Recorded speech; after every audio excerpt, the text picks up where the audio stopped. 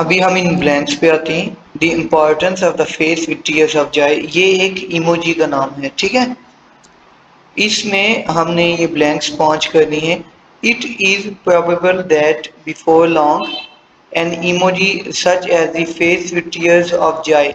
सबसे पहले हम इसे देख लेते हैं, ये बड़ी आसानी से मिल जाएगा क्योंकि 2 कॉमास के बीच में इसका नाम लिखा होगा। यहाँ से स्टार्ट करते हैं। एक तो ये है वर्ड्स ऑफ द ईयर, ये मिल गया। Face with tears of joy, ए में ही हमें मिल जाता है ये। ओके, यहाँ से लेके यहाँ तक उम्मीद करता हूँ कि इसके आंसर्स मिल जाएंगे, तो हम चेक करते हैं अभी। ठीक है, हम इस पे अभी चलते। It is probable that before long an emoji such as face with tears of joy will seem dash. It is probable का उन्होंने सिनम दिया, there is a good chance, then that emoji chosen by Oxford dictionaries, the face with tears of joy will also appear to be dated in few years. To be dated, dated I think यहाँ पे word जो निकला है updated से निकला है। Developments यहाँ से पढ़ेंगे, will seem dated, ठीक है। तो इसको हम लिख लेते हैं ऑनलाइन नोटपैड में। अभी हम चलते हैं next.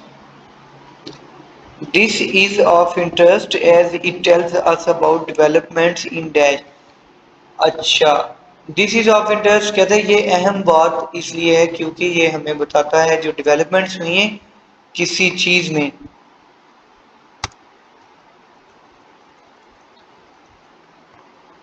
will also appear to be dated in few years, but the reasons for this offer a fascinating insight। ये जो उन्होंने बोला था दिस इज ऑफ इंटरेस्ट, उसका ये सिनोनिम है into the way that society is evolving. अच्छा, जो डेवलपमेंट्स आती हैं वो सोसाइटी में आती हैं, तो वो हम लिख लेंगे।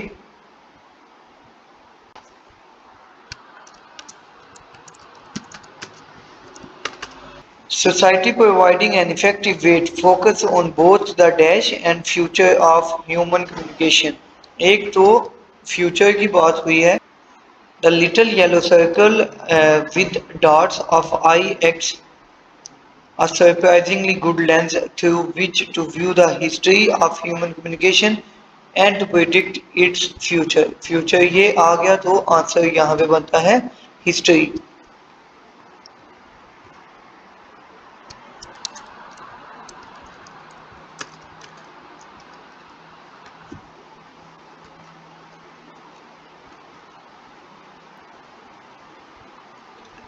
थर्टी सिक्स है जी। They reflect the ways in which the dash of groups and generations changes over time। ठीक है, कौन सी ऐसी चीज है जो लोगों के ग्रुप्स की या जनरेशन की बदलती रहती है, वो हम चेक करते हैं।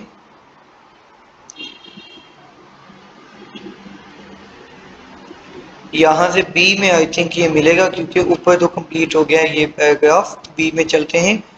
There are two main reasons why language changes। अच्छा, चेंज तो लैंग्वेज होती है as an expression of identity. Language is adopted by जी, ये लैंग्वेज कंफर्म है जी इसका answer. By different groups and different generations, ये सेम बात आई है, तो हम लैंग्वेज लिख लेंगे यहाँ पे।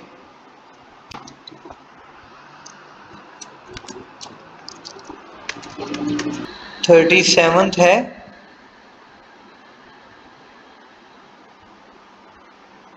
And they allow new dash to be included, और वो कुछ नई चीज़ें इंक्लूड करते हैं या उनकी इजाज़त देते हैं, वो चेक कर लेते हैं। बाकी हम ये नहीं पढ़ते। ठीक है, क्या चीज़ ऐसी है जिसको वो आने की इजाज़त देते हैं? New dash to be included, वो शामिल करते हैं उसे, वो क्या चीज़ है ऐसी? ये था language is adopted by different groups and different generations to reflect their own sense of self। It also needs constantly assimilate fresh concept, fresh हो गया न्यू और कंसेप्ट आ गया आंसर, ठीक है, जिनको आने की इजाजत होती है और वो ऐड किया जाता है वक्त के साथ साथ, तो कंसेप्ट हैं।